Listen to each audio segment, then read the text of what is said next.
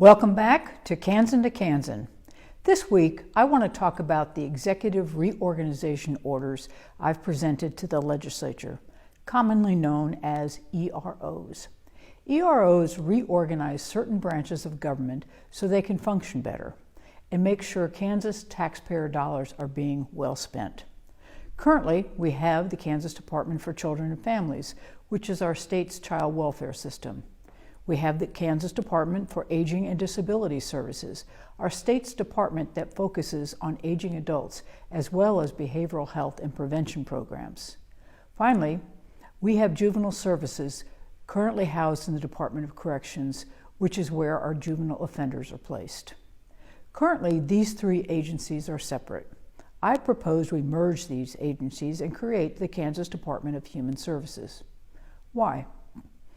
Before I go into it, I want to give you some background. Under the previous administration, our welfare system was hollowed out. The number of Kansas foster kids doubled in just 2 years. Our nursing homes were on the brink of financial despair.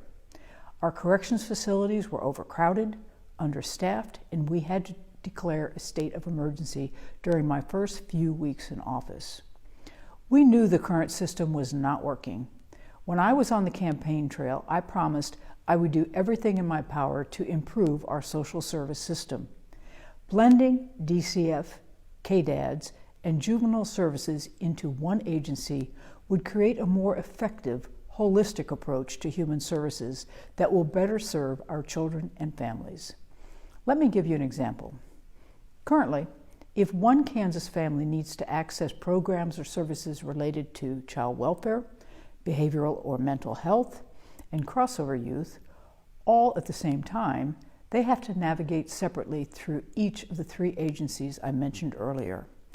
This is an unnecessary burden on our families during potentially stressful or volatile situations. But what if, no matter where this family lived, they could access these services at a single point of entry instead of visiting three separate agencies?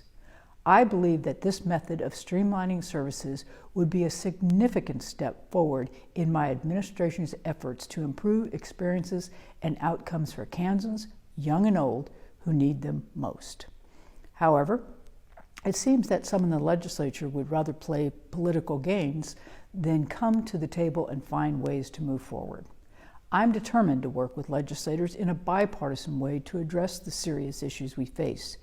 The ERO creating the Department of Human Services would be one positive step. Thanks again for joining me. See you next time on Kansan to Kansan.